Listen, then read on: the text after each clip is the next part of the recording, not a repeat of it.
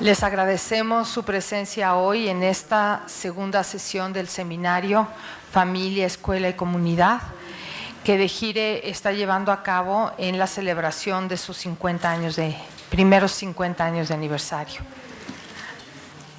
Les cuento un poquito de la historia de esta sesión. Cuando se planeó el seminario, la doctora Páramo consideró que el tema de protección civil era un tema muy relevante para las escuelas, que deberíamos tratarlo para una de las sesiones. Y estaba calendarizada, no recuerdo si el mes de mayo o abril. Obviamente, a raíz del 19 de septiembre, consideramos que si este tema estaba en la agenda, era primordial adelantarlo por la sensibilidad que teníamos todos como individuos y como escuelas de lo que había sido el 19 de septiembre.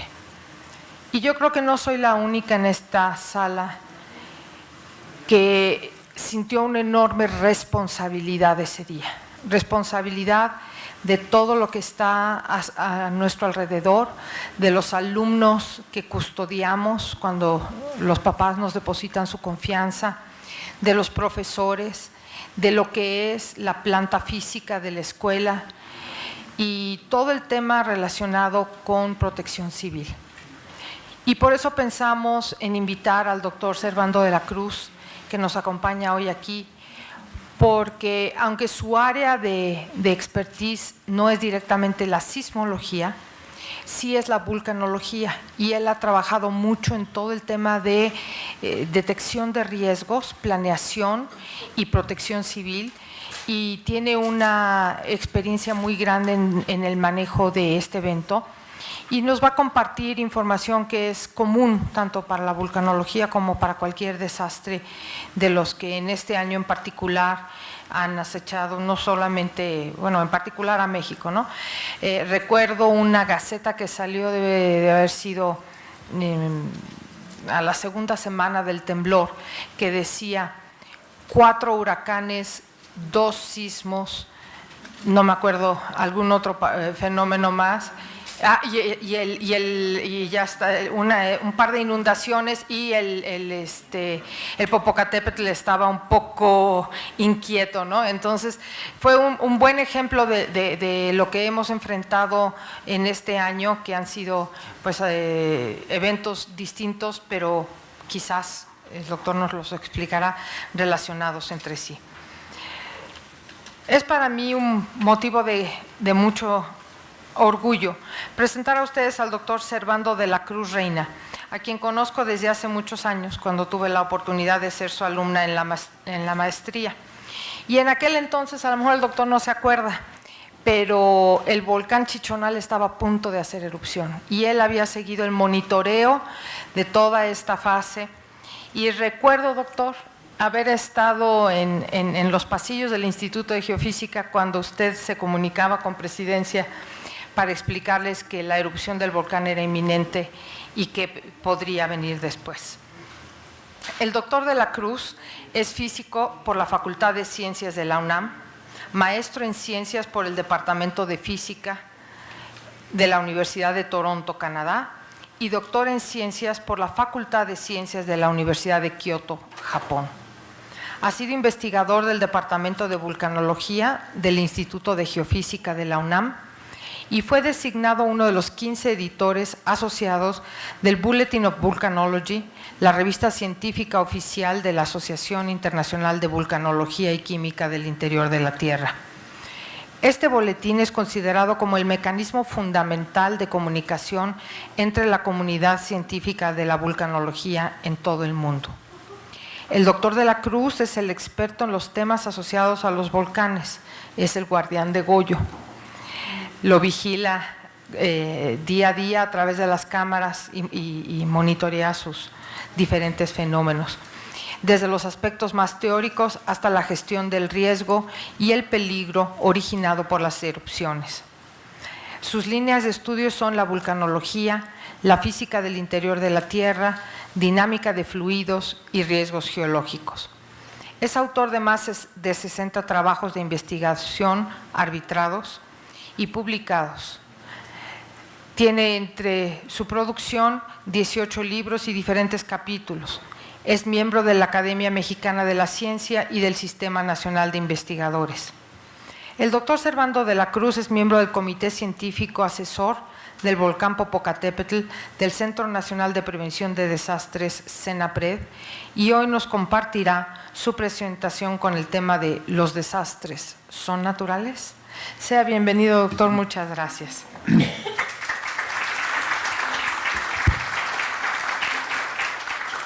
Muchas gracias, la maestra Giral. Es un honor para mí estar aquí ante ustedes y poder exponerles algunas ideas y algunas experiencias que hemos tenido con relación a la gestión del riesgo. Y el tema fundamental aquí es sobre los desastres y sobre su naturaleza. Es muy común escuchar en los diarios, incluso en publicaciones científicas y en documentos oficiales del gobierno, hablar de los desastres naturales. Incluso, por ejemplo, una herramienta de gestión del riesgo que es el FOPREDEN, se llama así, Fondo Nacional de Prevención de Desastres Naturales. Y esto pues realmente tiende a causar cierta impresión de que los desastres son inevitables. Esa liga es la que queremos romper. Los desastres no son inevitables puesto que no son naturales. Y este es el objetivo, el centro de esta presentación. Y para ilustrar esto, pues vamos a... Bueno, la forma como intento describir esta característica del carácter social que tienen los desastres, combinado desde luego con el efecto del fenómeno natural, pues a lo largo de los ejemplos que se mencionan en esta práctica, trataremos de fijar y de determinar con base a distintos ejemplos la forma como podemos en un momento dado gestionar esta situación tan compleja. Desde luego el tema de los fenómenos naturales y el tema de los desastres causados por fenómenos de gran escala es un tema sumamente complejo. En ciertos aspectos se trata dentro de la teoría de la complejidad. La teoría de la complejidad en términos generales se refiere a aquellos fenómenos en los cuales el número de variables involucradas excede el número de datos que tenemos para poder tratar el problema. Entonces, excede la capacidad de las ciencias físicas de resolver el problema en forma analítico-matemática, y entonces hay que recurrir a otros mecanismos para poder comprender esto de una manera más clara. Para ilustrar esto vamos a tratar de ponernos en el lugar de algunas familias que han existido en la realidad y que pues, nos ilustran la forma en que la naturaleza puede afectar a distintos miembros de la sociedad de una manera independientemente de sus antecedentes económicos, culturales, etc. El primer ejemplo va a ser una humilde familia Zoque, es el grupo étnico que habita en la zona central y sur de Chiapas. Es una población muy ligada a los mayas que quedaron por ahí. Ellos tienen su lenguaje propio, un lenguaje también conectado con el maya, y son gente muy nacionalista, muy, digamos, regionalista. Conservan gran parte de su idioma y no les interesa, no tienen demasiado interés en aprender el español. Ellos radican en la zona central de Chiapas y en particular había una población cercana a 20,000 familias, a 20,000 personas como esta, un número equivalente de familias, en varias poblaciones alrededor de lo que es el volcán Chichón o Chichonal. Vamos a considerar otro ejemplo, otra familia en otro ámbito completamente distinto. Estamos hablando ahora de 1985 y es una familia próspera en una población próspera que se llama Armero, la ciudad de Armero, en el municipio de Armero Guayabal, en la parte central, ligeramente al noroeste de Colombia. en una zona de altura donde abunda el café de muy buena calidad, y esto había dado un nivel de vida considerable a esa población, entre otras. Tenemos también otro ejemplo de una familia mexicana de clase media que en 1985 vivía en la unidad Tlatelolco, en el Distrito Federal, que era pues ahora sí, un paradigma arquitectónico de la época. Era el diseño de tipo familiar, pero que alcanzaba estándares o niveles del primer mundo, y era realmente un orgullo tanto de la arquitectura como de la ingeniería y de la implementación de la vivienda, y que en el lugar donde se originó, pues había elementos de la cultura azteca, de la cultura de la conquista y de la cultura actual, y por eso se llamó la Plaza de las Tres Culturas, que ustedes conocen por aquí. La cuarta familia mexicana vivía en Juchitán, Oaxaca, en el año 2017, o sea, hace unos meses.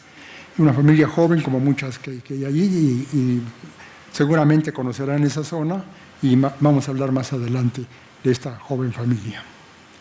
Tenemos también una familia norteamericana de clase media que en 2005, en la ciudad de Nueva Orleans, pues se dedicaban a sus negocios en el estado de Luisiana, y es una zona densamente poblada que tiene la característica de encontrarse en un nivel muy bajo. Está prácticamente al nivel del mar o ligeramente más abajo, y muy por debajo, varios metros, del nivel de un lago grande cercano, el lago Pontchartrain, el cual lleva el agua hasta el nivel del mar. Entonces, como la población está por debajo del nivel del mar, el lago tiene que estar necesariamente por encima del nivel del mar y por encima del nivel de la población, y sin embargo a su alrededor está la enorme ciudad de Nueva Orleans. Tenemos dos familias más, sexta y séptima, que coinciden en un lugar. En 2004 coinciden en una región muy turística de Indonesia llamada Banda Aceh. Esta región de Banda Aceh, pues desde luego Indonesia es un país predominantemente musulmán, y la mayor parte de las gentes que trabajan ahí, que dominan el idioma, etcétera, pues son, aunque hay multitud de religiones, predomina la musulmana.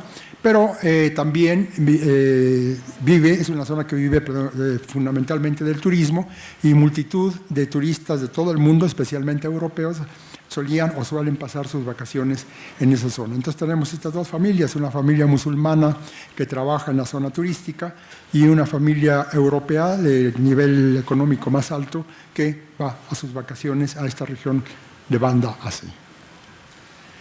Ahora, ¿qué tienen de común estas familias? La familia chapaneca, de la familia de origen zoque, la familia oaxaqueña en el Juchitán, la familia colombiana en una población cercana a la cordillera andina, la familia mexicana que vivía en la zona de Tlatelolco, la familia norteamericana en Nueva Orleans, y las dos familias que coinciden en esa porción de Indonesia. Bueno, lo que tienen de común es que todas estuvieron involucradas en grandes desastres. Y estos desastres son la erupción del volcán Chichón en Chiapas en el año de 1982, inició en marzo 28 de 1982, terminó en 4 de abril del mismo año, duró solamente una semana.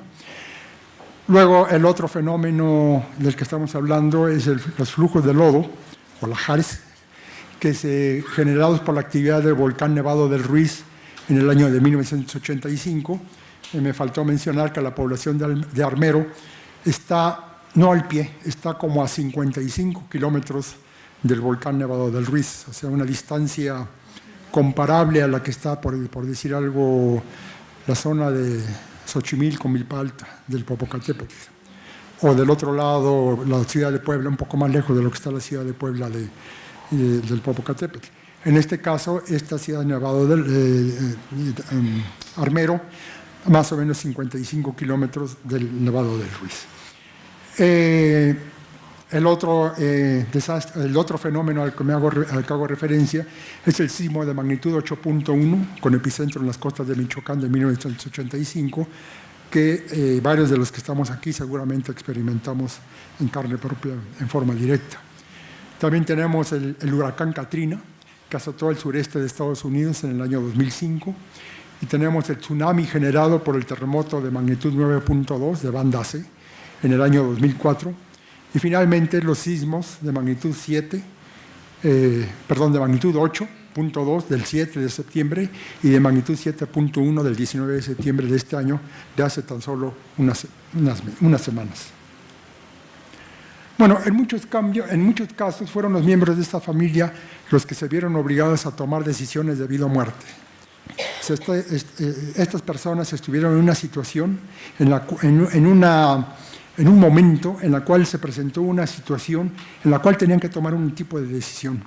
Y era una decisión extremadamente difícil, aunque quizás no lo sabían en ese momento. Pero la dificultad de esa decisión radicaba en que era una decisión de vida o muerte.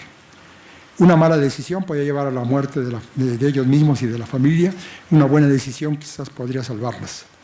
Entonces, lamentablemente, en muchos casos de los que vamos a describir, de aquellas familias, pues no tuvieron los elementos para tomar las decisiones correctas. Y ahí está el primer punto del cual quiero recalcar: los elementos para tomar las decisiones correctas. En particular, durante la erupción del volcán Chichón en 1982, existía también un ámbito favorable, o mejor dicho, desfavorable, a que estas decisiones se pudieran tomar correctamente. No existía todavía el sistema de protección civil. El sistema de protección civil fue creado años después, no a causa del desastre del Chichón, sino a causa del desastre del sismo de 1985. Por lo tanto, no existía ningún organismo responsable, ya no digamos de protección de la población en forma general, sino de la vigilancia volcánica, del monitoreo volcánico. No existía nada parecido al semáforo de alerta volcánica, y esta erupción causó una estimación, no se tiene un número preciso, pero al menos aproximadamente 2.000 personas desaparecieron.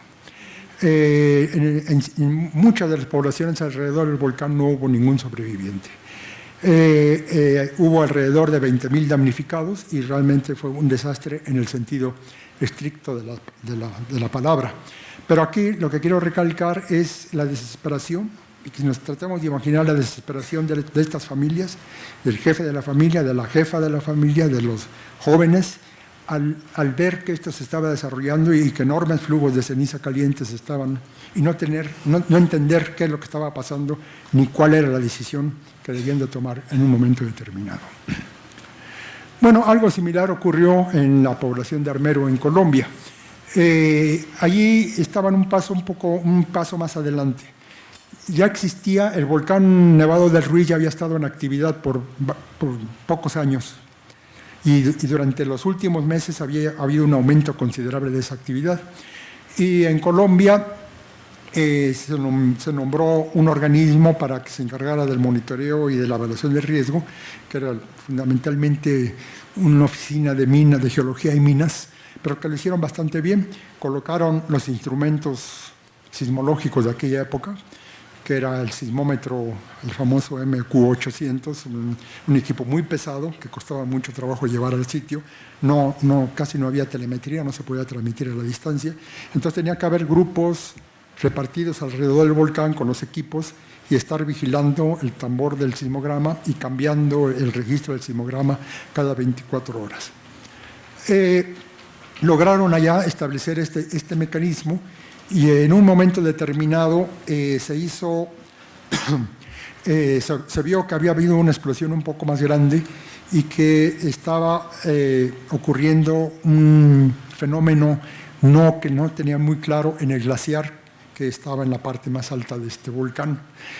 Ellos avisaron de que estaba ocurriendo algo y que había que tomar algún tipo de medida. Más adelante me voy a referir con más detalle a este caso, pero en un momento determinado esa información no llegó con el peso adecuado ni con la precisión adecuada a esta población de Armero, y la alerta que se emitió en aquel momento cerca del volcán, a 55 kilómetros de distancia, se perdió la urgencia de la alerta. Cuando llegó esa información a la población de Armero, pues de que iban posiblemente flujos de lodo muy grandes en esa dirección, La información se degradó de tal manera que los pobladores y sobre todo las autoridades de la población pensaron que era una avenida más de los ríos que pasaban alrededor de la población, y que es un fenómeno que se daba anualmente con cierta frecuencia y no pasaba nada. Esa es otra palabra clave, no pasa nada. Se pueden imaginar la desesperación de las familias al ver que este flujo tenía 40 metros de tirante. El frente del flujo era de un lodo viscoso de gran densidad y que se iba directamente sobre la población, y no sabían qué podían hacer en un momento determinado. Entonces podemos imaginar nuevamente, en ese caso particular, a las familias y a los que tenían que tomar las decisiones, pues no saber qué hacer en ese caso, hasta que la enorme avalancha de lodo y rocas cubrió prácticamente por completo la ciudad, causando instantáneamente en 2 minutos 23,000 víctimas.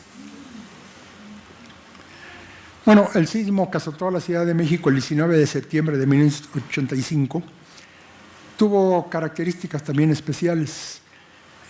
No es que la ciudad estuviera mal construida, no es que los edificios, con excepciones, pero la mayor parte de los edificios que resultaron gravemente dañados o que colapsaron estaban bien construidos para el código de construcción que había en esa época.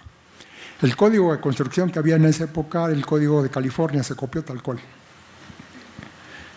El problema es que los sismos que se originan en California tienen otras características distintas. Y las características que tuvo el sismo de 1985 no estaban contempladas en este código de construcción. Después de este temblor, pues se rediseñó el código de construcción, y ha sufrido después de eso 2 cambios, 2 revisiones importantes. La última de ellas después de estos temblores de septiembre, del mes de septiembre de este año. Pero en particular, en aquel caso, en el 19 de septiembre de 1985, tenemos que cerca de 1,000 edificios colapsaron por completo, fue un desastre completo, un desastre total, o resultaron gravemente dañados.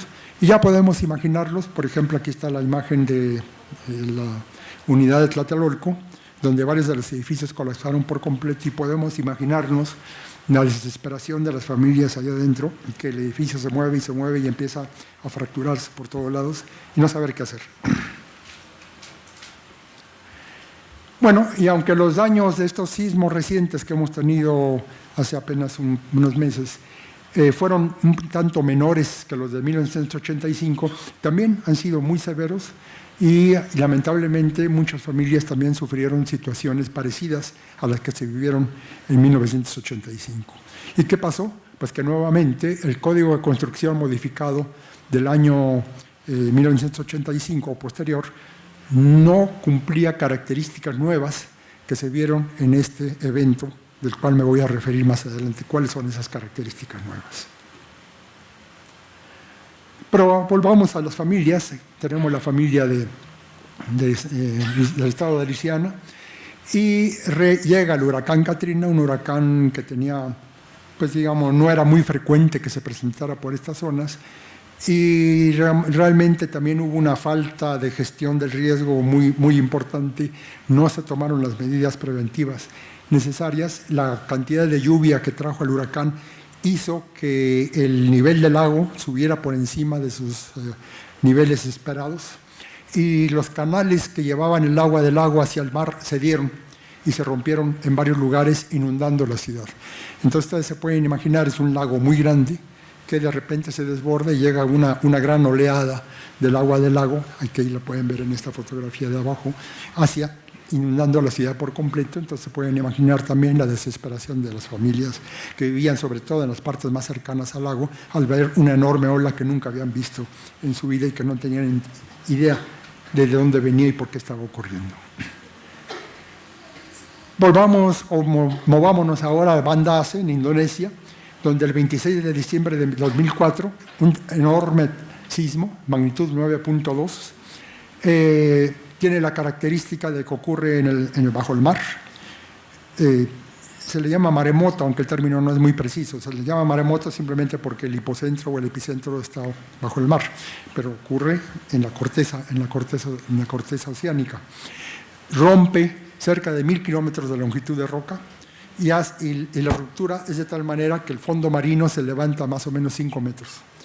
Y esto naturalmente afecta a todo el océano y se forma el tsunami. El tsunami no es como lo pintan en la mayor parte de las películas y todo eso, no es una ola enorme, gigante. Es como si el nivel del mar empezara a subir y va subiendo lentamente.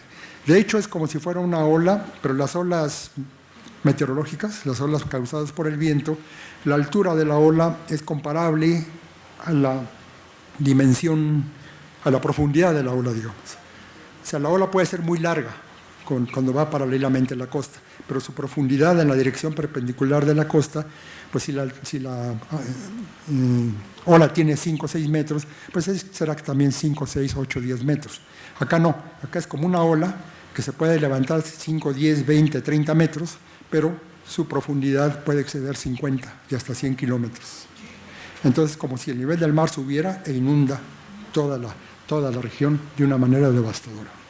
Entonces, pues igualmente podemos imaginar la desesperación tanto de los visitantes europeos, los norteamericanos, americanos y de todos los países, que muy pocos de ellos sabían lo que era un tsunami, y los habitantes de la región, que al ver que de repente el nivel del mar empezaba a subir, pero muy por encima de cualquier edificio, de cualquier nivel, primer nivel de un edificio, y no entender qué estaba pasando claramente. Este evento causó en muchos países, hay 14 países que fueron afectados gravemente por el tsunami, y se calcula que hubo 230,000 víctimas por este fenómeno. Entonces, pues si ustedes estaban, o si cualquier persona estaba en una zona, no le daba tiempo de pensar qué es lo que tenía que hacer. El mar estaba subiendo y se acercaba a muchos kilómetros por hora en su dirección. Entonces, ¿qué hacer? Pues no lo tenían claro.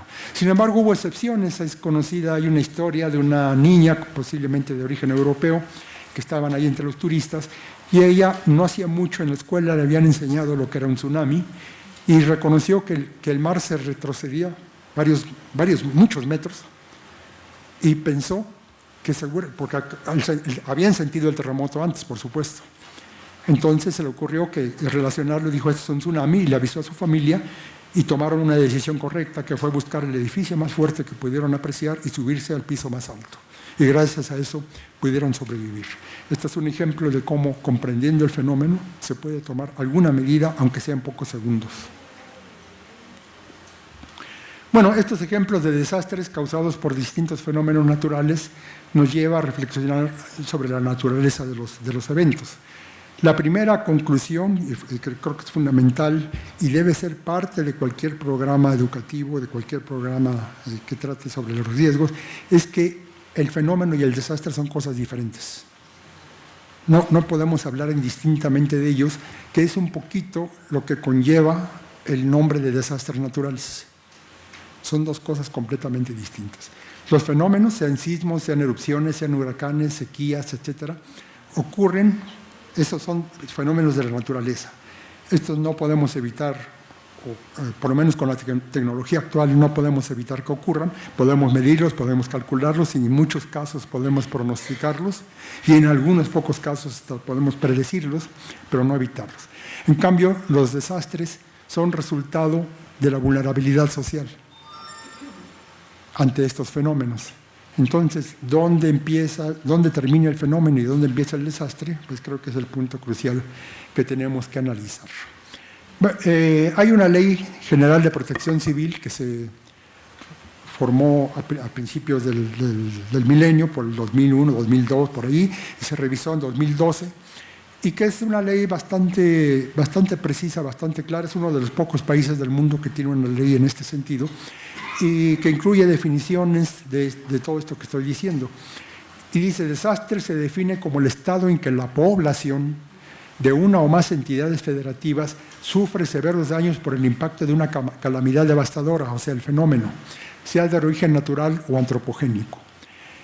enfrentando la pérdida de sus miembros de infraestructura o entorno, de tal manera que la estructura social se desajusta y se impide el cumplimiento de las actividades esenciales de la sociedad, afectando el funcionamiento de los sistemas de subsistencia. En otras palabras, un desastre es aquella situación en la cual la vulnerabilidad social de una comunidad es excedida por la intensidad del fenómeno, y entonces esa comunidad no puede reponerse por sí misma, requiere ayuda externa de algún tipo, y eso es lo que nos define un desastre. En términos generales podemos distinguir dos tipos de desastres: los que se generan por falta de un elemento vital, por ejemplo, cuando escasea o desaparece el agua o la comida, o en el caso de las sequías o de las hambrunas, entonces lo que podemos llamar desastres lentos, que se desarrollan a lo largo de semanas, meses, años. Y luego tenemos los desastres intensos, que generalmente son causados por, como los que hemos visto, todos los ejemplos que hemos visto, son fenómenos intensos en los cuales un fenómeno de origen natural libera energía, y libera una cantidad de energía en un tiempo muy corto. Esas son las dos características que tienen los fenómenos destructivos: una erupción volcánica explosiva, un sismo que se desarrolla en pocos minutos y que mueve el suelo con gran intensidad, un huracán que lanza una gran cantidad de agua en pocas horas, etcétera. Son los fenómenos intensos. Y cuando esa energía se entrega a la sociedad a una velocidad tal que ésta no la puede asimilar, entonces decimos que esta sociedad es vulnerable a ese fenómeno, y entonces viene el desastre, causando daños y víctimas en una medida que excede la capacidad operativa y la capacidad financiera de esa sociedad. Y esa característica de la sociedad de ser incapaz de superar el % de daño que sufre por efecto del fenómeno y que excede la capacidad de que se pueda atender a sí misma, es lo que llamamos la vulnerabilidad. Entonces, ya en una forma más esquemática podemos empezar a distinguir dónde termina el fenómeno y dónde empieza el desastre, considerando dos conceptos. Uno de ellos es lo que llamamos el peligro o amenaza. El peligro o amenaza es la probabilidad de que ocurra un fenómeno destructivo, o de que ocurra alguna de las manifestaciones de un fenómeno destructivo, de que ocurra un sismo de magnitud mayor que 7 o de 8, de que ocurra una erupción explosiva, o de que ocurra un huracán de intensidad 4, o de que ocurra un tsunami. Entonces, si nosotros definimos esas probabilidades, estamos definiendo la primera parte del riesgo. La segunda parte del riesgo es la vulnerabilidad, que la podemos definir también como una probabilidad. Podemos decir que la probabilidad o % esperado del daño del sistema expuesto, del sistema social expuesto, ante la ocurrencia del fenómeno natural. El fenómeno sí es natural. Entonces, esto lo podemos visualizar como dos espacios de probabilidades. El primer espacio de probabilidades es el ámbito de los peligros, de los fenómenos naturales, el que está a la izquierda, a la derecha. El segundo es el espacio de probabilidades de las vulnerabilidades, cuál es el % de daño que se puede esperar de ese fenómeno. Y la intersección de estos dos espacios de probabilidades es lo que llamamos el riesgo. Entonces, es el producto de la probabilidad de que una manifestación determinada de un fenómeno determinado cause un daño determinado en un ámbito social específico. Y el riesgo es la parte central donde se interseccionan estos dos espacios de probabilidades. Ahora, el peligro no lo podemos cambiar, no podemos cambiar la probabilidad de que se den los fenómenos, pero sí podemos reducir la vulnerabilidad, y eso sí está en nuestras manos, y es la única forma de reducir el riesgo. Podemos reducir el riesgo si reducimos la vulnerabilidad, pero eso no lo podemos hacer si no comprendemos claramente la naturaleza destructiva del fenómeno, que es lo que les ocurrió a todas estas familias. De los ejemplos, tenemos que comprender cuáles son los efectos destructivos del fenómeno y cuáles son las vulnerabilidades del sistema social para poder diseñar los mecanismos de respuesta que permitan reducir la vulnerabilidad y, por lo tanto, reducir el riesgo. Entonces, en resumen, los fenómenos son naturales o pueden ser naturales, también desde luego hay fenómenos antrópicos, la explosión de los tanques de gas, la explosión, la caída de un avión, etcétera, son fenómenos de origen antrópico, pero aquí los fenómenos de gran escala, los fenómenos de origen natural, los sismos, las erupciones, los huracanes, son estos, y los desastres no son naturales, dependen de que exista población ante ellos. Por ejemplo, vamos a suponer una zona totalmente desértica, absolutamente desértica. Entonces, cualquiera de los fenómenos que vimos antes, si se presenta ahí, pues no puede causar un desastre, porque no hay la población vulnerable. Pero si hay una población vulnerable y se da el fenómeno, el mismo fenómeno, pues entonces podemos tener un desastre. Y esto creo que es lo que nos define claramente la diferencia entre fenómenos y desastres. ¿Qué nos implica esto? Pues que los fenómenos, que los desastres son socialmente construidos. Son construcciones sociales, no son construcciones naturales. Entonces no podemos hablar de desastres naturales. Bueno, ahora vamos a concretar, esto es válido para todo el mundo, pero vamos a enfocarnos un poco más en nuestro país. ¿Qué tipos de fenómenos se pueden presentar en México y qué podemos hacer para evitar que esos fenómenos se transformen en desastres? Pregunto, ¿puede haber otra erupción que cause un desastre similar al del volcán Chichón de 1982 o al del Nevado del Ruiz en 1985? Pregunto, ¿puede haber otro sismo como el de 1985 o como los de 2017? Pregunto, ¿puede ocurrir un tsunami como el de Banda C o el de Fukushima, Japón, de 2011? ¿Puede impactar un huracán similar al huracán Katrina de esa intensidad? Pues desde luego, como ustedes lo han dicho, la respuesta a todas las preguntas es afirmativa. Es decir, cualquiera de esos fenómenos y otros pueden ocurrir y de hecho la probabilidad de que ocurran no es tan baja, no podemos ignorarla. Entonces, por ejemplo, en el caso de los huracanes, en promedio hay 15 a 16 huracanes en el Pacífico por año y 9 en el Atlántico. Y la probabilidad de que alguno de esos veintitantos huracanes exceda o se acerca a la intensidad más alta de la escala, 4 o 5, pues es considerable. Entonces sí puede ocurrir, desde luego, y puede ocurrir con una probabilidad que anualmente no es muy baja. Los sismos. Cada año tenemos por lo menos 100 sismos de magnitudes mayor que 4.5 en México. Cada 4 años, en promedio, ocurren 5 sismos de magnitud mayor que 6,5. Ya 6,5 es una magnitud bastante considerable. Un sismo de magnitud 6,5, por ejemplo, en Europa o en Norteamérica, causaría efectos devastadores. En promedio, la expectativa de sismos de magnitud mayor o igual a 7,5 es de 1 cada 10 años. Pero son valores medios, pueden fluctuar mucho, puede haber 2 seguidos o puede haber intervalos de tiempo más largos. Y sismos magnitudes enormes, mayores que 8, pues tenemos varios ejemplos. Por ejemplo, tenemos el del junio de 1932, de magnitud 8,2, enfrente de las costas de Jalisco y Colima, causó aproximadamente 100 víctimas por efecto del tsunami que generó. Tenemos el del 19 de septiembre de 85, que se estima que hubo 10,000 víctimas frente a la costa de Michoacán, magnitud 8.1. Tenemos el de 1995, el del 9 de octubre, enfrente de la costa de Colima, causó 49 víctimas y más de 1,000 damnificados. Tenemos los del hace pocos meses, el de 8.2 frente a la costa de Chiapas, 98 víctimas, 2,5 millones de afectados. Y estos son los de magnitud mayor que 8. Pero también no hay una relación tan directa entre la magnitud y el desastre.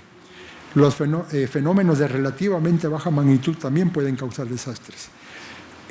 No lo mencioné, pero en el caso del Nevado del Ruiz, la erupción que causó el flujo de lodo fue muy pequeña. Varias de las que ha tenido el Popocatépetl desde 1994, que son muy moderadas, han sido del mismo tamaño que la que tuvo el Nevado del Ruiz. Y el efecto no fue por la erupción volcánica, sino por la interacción entre esa erupción pequeña y el glaciar que tenía el volcán. Y eso fue lo que produjo el flujo de lodo. Y las víctimas vinieron del flujo de lodo, aunque fue de origen volcánico. Entonces, la magnitud o la intensidad de esa erupción fue muy baja y, sin embargo, causó 23,000 víctimas. Entonces, en el caso de los sismos de magnitud menor que 8, tenemos los siguientes ejemplos. El llamado sismo de Madero, en 1911, que coincidió el día que entró Madero a la Ciudad de México, de magnitud 7.7, que causó también daños severos, porque pocos días después hubo otro también muy fuerte. Ese, el del noviembre de 1912, que ocurrió en el Estado de México, en la zona de Acambay, que causó también 100 víctimas. Tenemos el de 1941, de magnitud 7.6, y otro del 1943, que entre los dos sumaron 165 víctimas. Tenemos el de 1957, el temblor del Ángel, que causó también 68 muertos concentrados en las edificaciones que colapsaron, magnitud 7.7. El del 15 de junio del 99, el sismo llamado el sismo de Tehuacán, que causó daños muy severos en gran parte, como los de septiembre, en el acervo cultural, principalmente del estado de Puebla, y 20 muertos y daños extensos. Luego tenemos el de enero de 2003, también en la costa de Colima, de magnitud 7.6, 29 víctimas y 300 heridos, también daños extensos. Y los recientes del 19 de septiembre, de magnitud 7.1, que ocurrió en el estado de Morelos, en Chacopan, causó en esa zona 366 muertos y extensos daños.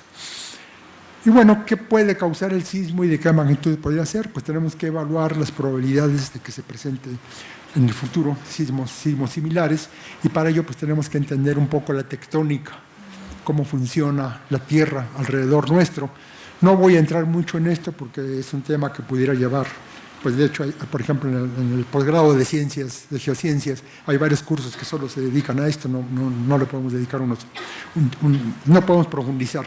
Pero a grandes rasgos la idea es que la corteza terrestre está partida en placas, como si fuera un cascarón estrellado de huevo, y estas placas tienen movimientos relativos unos respecto a los otros, y es ese movimiento relativo el que causa gran parte de los sismos. Y en particular, la mayor parte del país se encuentra en la llamada placa de Norteamérica, otra parte del país se encuentra en la placa del Caribe al sur, y otra parte del país se encuentra en la placa del Pacífico, principalmente la península de Baja California, y estamos interactuando entre esas tres placas. A su vez interactúan con varias placas oceánicas, la placa del Pacífico, la placa de Rivera, la placa de Cocos, la misma placa del Caribe y otras más pequeñas que hay por ahí que no salen en el mapa. Y todas estas tienen movimientos relativos, y estos movimientos relativos causan la mayor parte de los sismos. Cuando el movimiento relativo entre dos placas es convergente, o sea, cuando se acercan, una de ellas se hunde bajo la otra, y este proceso es el que se llama subducción. Y esta subducción pues, es lo que puede causar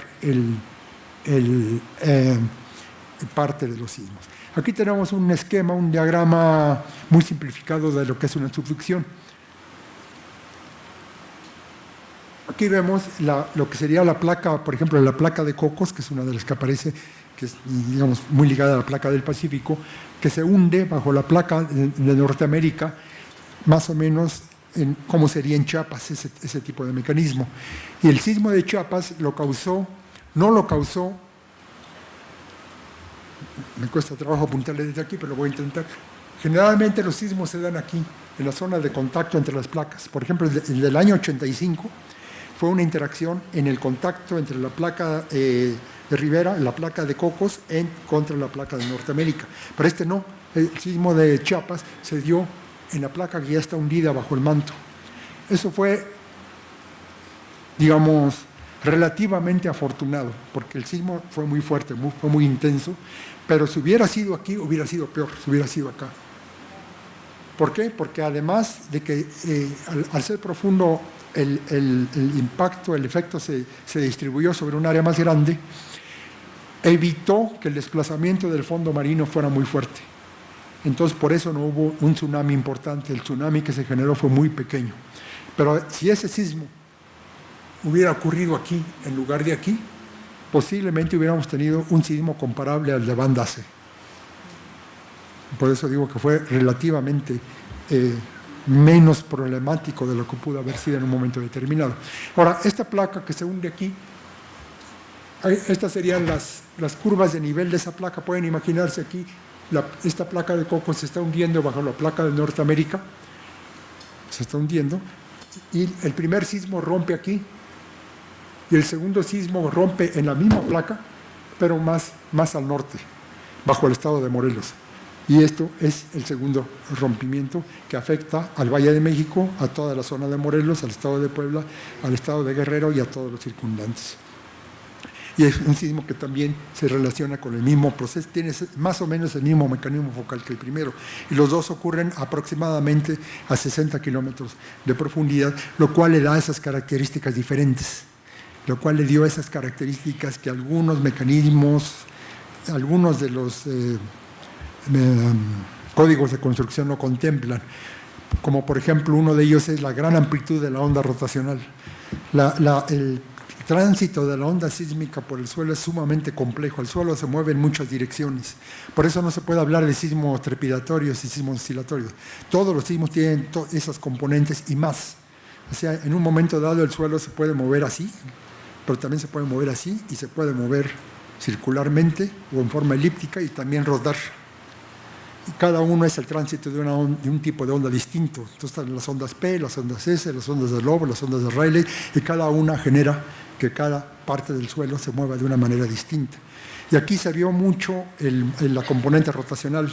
Entonces los edificios, además de moverse así y de moverse así, se empezaron a mover así.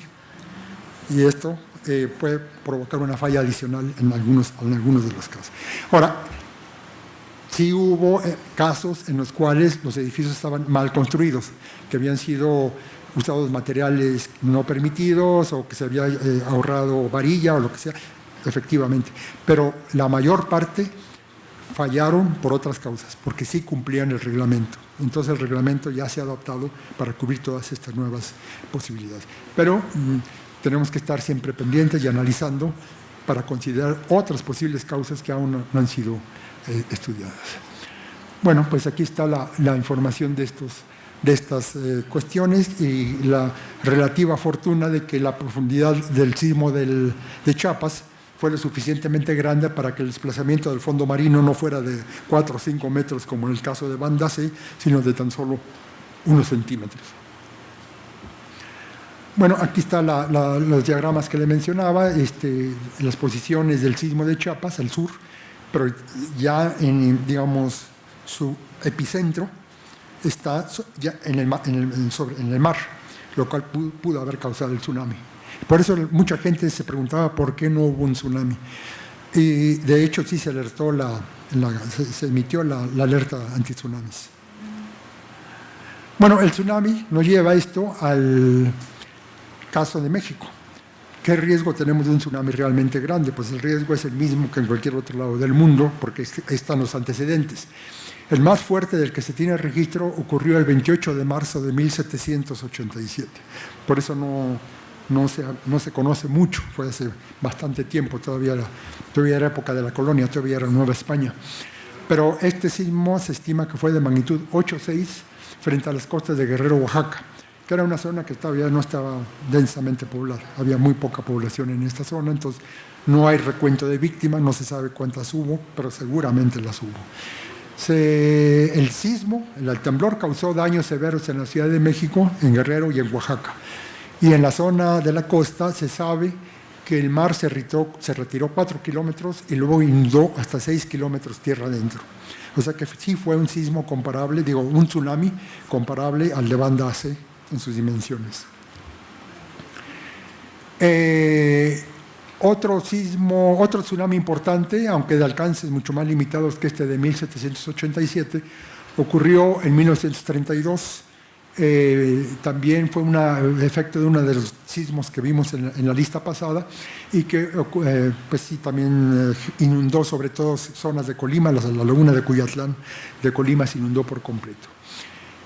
Y el problema con los tsunamis es que no solo los van a causar sismos locales, sismos de la costa de México, de la costa del Pacífico, sino también pueden ser causados por sismos del otro lado del Pacífico o del otro lado del Atlántico. Entonces, un sismo grande en Japón, en China, en Alaska, en Chile, en la parte norte de Sudamérica, en Centroamérica, también puede causar un tsunami muy grande en el caso de México. Entonces, repetimos las preguntas, ¿puede haber un sismo como el de 85 o el de 2017 en la costa del Pacífico y puede haber un tsunami en la costa del Pacífico como el de Sumatra o el de Japón de 2011? Pues sí. De hecho, esta situación ya está bastante estudiada y existen ya los mapas de vulnerabilidad ante tsunamis que ustedes los pueden ver aquí. La zona azul es el área que sería principalmente afectada por tsunamis lejanos que se generan en cualquier parte de la costa del Pacífico, del llamado cinturón de fuego del Pacífico. Y la área roja son los que, además de los lejanos, pueden ser afectados por los sismos locales que se generen en las costas de Michoacán, Guerrero, Colima, etc. Entonces, pues sí, tenemos una amplia vulnerabilidad, y esto es solo del Pacífico. Del Golfo de México y del Atlántico todavía no tenemos un estudio de este nivel. Recuerdan ustedes que en 1755 hubo un sismo muy grande en el Atlántico central que causó la destrucción de la ciudad de Lisboa y gran parte de la ciudad de Cádiz. El tsunami que se generó inundó la ciudad de Cádiz hasta casi 6-7 metros de altura y provocó un desastre mayor al provocar la destrucción de gran parte, como lo mencioné, de la ciudad de Lisboa, lo cual a su vez generó muchos incendios y lo que sobrevivió al tsunami terminó incendiado en el caso de Lisboa. Y un sismo de esa naturaleza también puede provocar tsunamis en la costa del Golfo y del Atlántico. Y este es el sistema de alertamiento para el Pacífico. Hay una gran cantidad de modelos para ver cómo se propaga la onda, lo que se llama la onda T. Así como las ondas sísmicas viajan por la corteza, y ahí está la onda P, la onda S, las que ya mencioné, la onda de Rayleigh, la onda de Loeb, todas van por la roca. En el océano, la única onda que se propaga es una llamada onda T, que se propaga a la velocidad del sonido en el agua. O sea, es más lenta que las ondas sísmicas, y por lo tanto tarda más el tsunami en llegar de un lugar a otro. En particular, estos mapas que ven ustedes son modelaciones de los tiempos que tardaría un tsunami en llegar a distintos lados. Por ejemplo, un tsunami que se generara en la costa de Chile, a la costa de México tardaría aproximadamente 9 horas. Entonces, sí hay un mecanismo que es el sistema de alertas de tsunamis del Pacífico, en el cual cada vez que ocurre un sismo grande en cualquier parte del Pacífico, se da la alerta y se emite para todos los países que están alrededor. Y si el sismo ocurriera en Chile, pues tendríamos en México alrededor de 8 a 10 horas para tomar las medidas preventivas necesarias. En las otras imágenes, pues vemos también para eventos similares de sismos en distintos lugares. En particular, en el caso de Centroamérica, para El Salvador, tendríamos que para México es más o menos unas 3 a 4 horas el tiempo que daría para si se ocurre ese tipo de temblor. Y aquí está un modelo para el caso de que el sismo se diera en las costas de Guerrero, el famoso sismo esperado, en el cual pues ya el tiempo es muy corto. Enfrente de la costa de Guerrero estamos hablando quizás de 10-15 minutos, cuando mucho, y para las demás ciudades grandes del Pacífico, pues máximo 1 hora para las distancias más largas.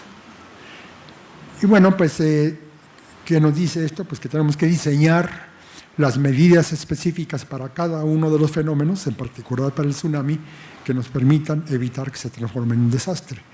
En el caso del tsunami, pues cuando el sismo es lejano, La alerta es simple, la da el sistema de alerta del Pacífico, suenan sirenas, se da el aviso y puede haber varias horas para que la gente tome las medidas preventivas. Pero si el sismo ocurre frente a la costa donde estamos, si estamos en Acapulco y ocurre enfrente de Acapulco, y si estamos en Mazatlán y ocurre por ahí o en cualquier otra ciudad, pues quedan unos pocos minutos.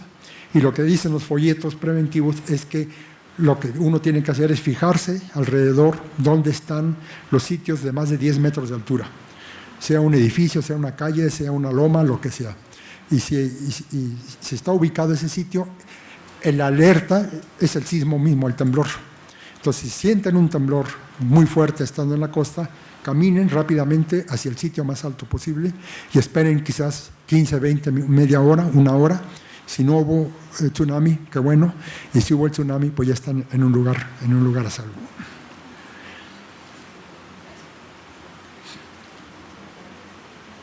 Vamos ahora al caso volcánico. El vulcanismo tiene una característica especial, está más ubicado, más localizado, y esto hace que la percepción del riesgo volcánico esté más fragmentada.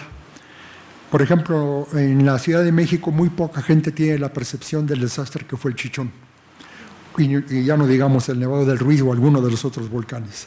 Entonces, la percepción de riesgo volcánico solo se desarrolla en las personas que viven cerca de volcanes activos.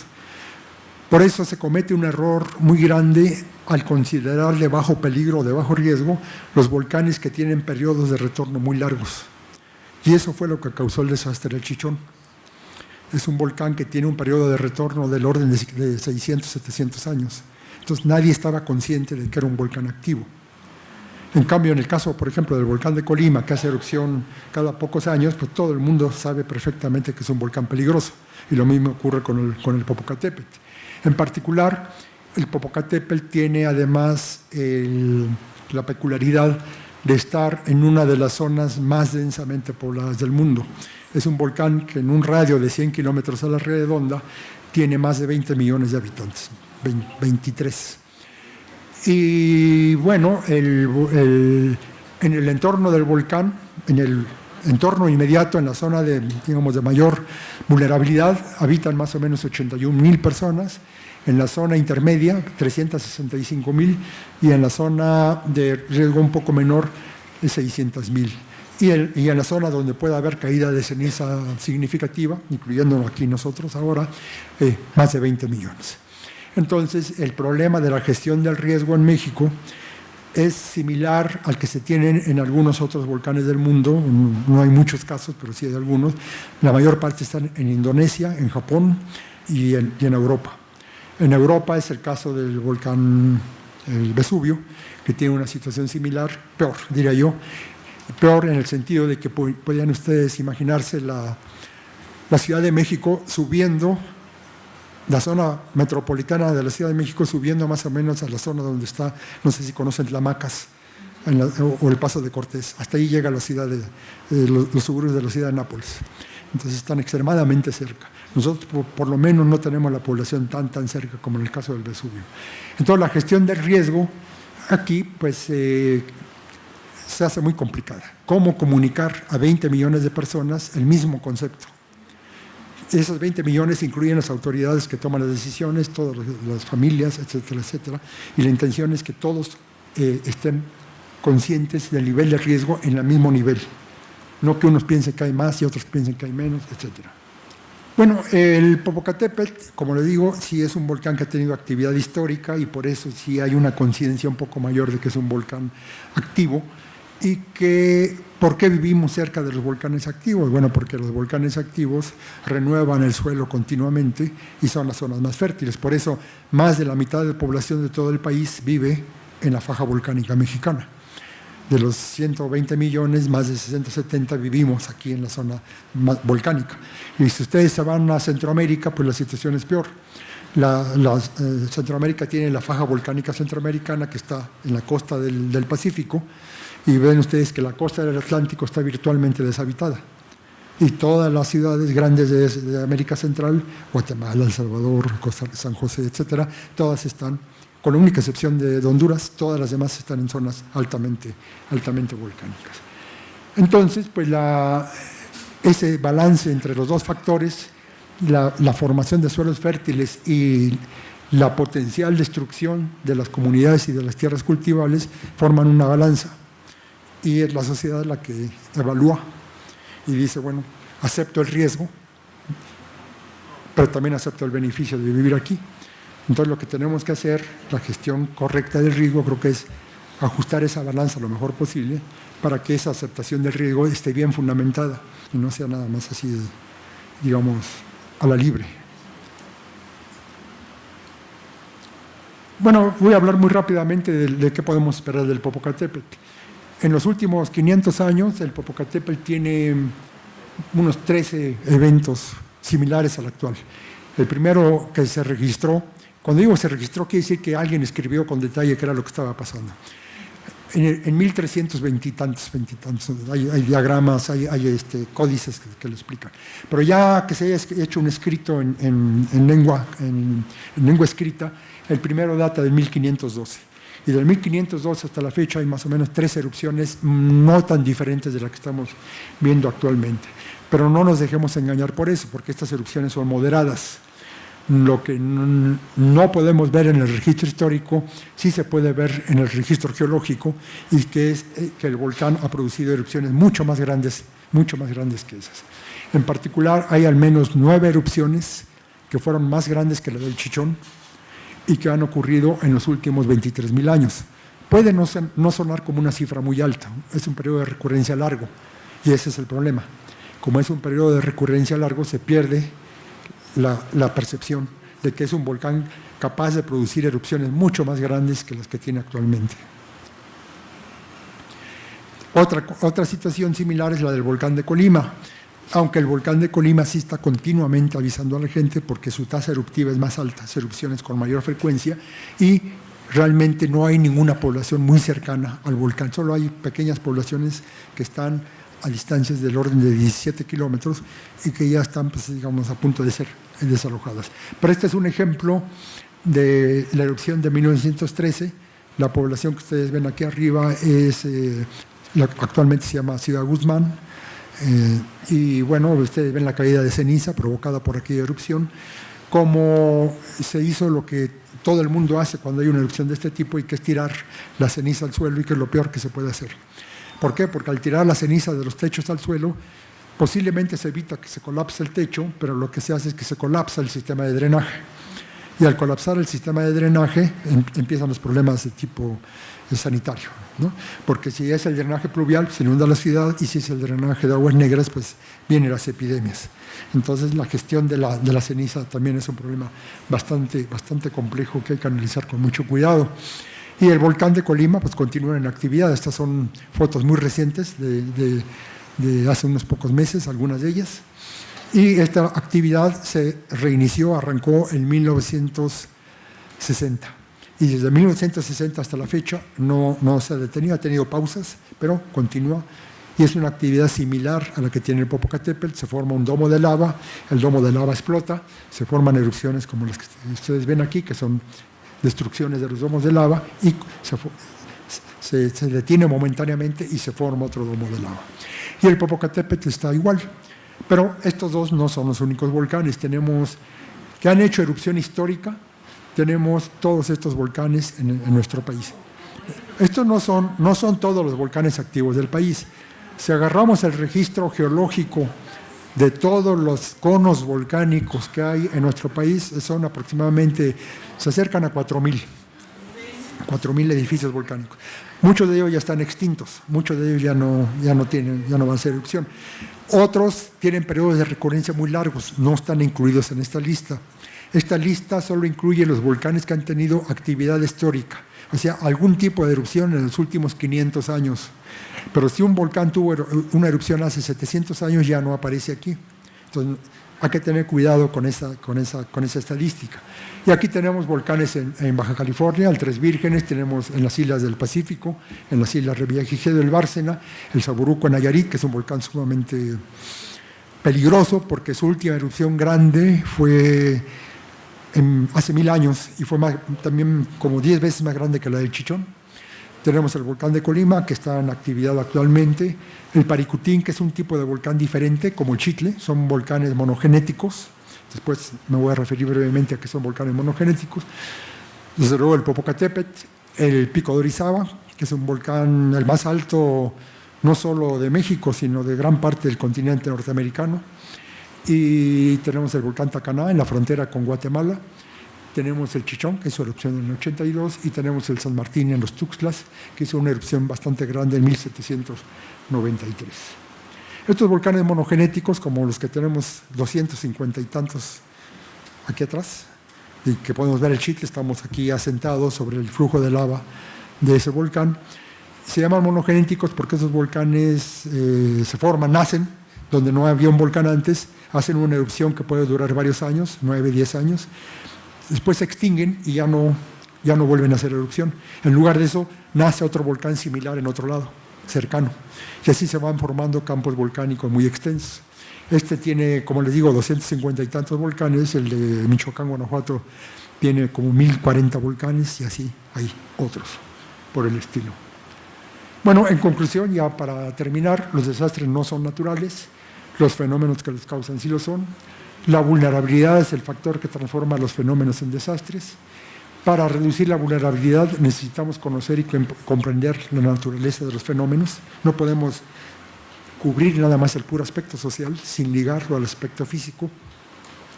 Y entre los factores que determinan el potencial destructivo de un fenómeno natural está la energía que libera y la velocidad a la que la libera, que son dos parámetros fundamentales que en la mayor parte de los casos todavía no podemos medir, o que nos cuesta mucho trabajo medir. Y bueno, pues, ¿qué quiere decir esto? Que se necesita mucha investigación para entender todos estos factores y sobre todo para diseñar las medidas precisas, como por ejemplo un código de construcción que sea efectivamente a prueba de cualquier sismo. Esta es una modelación del tsunami de Banda C. El de Banda C, el de Indonesia.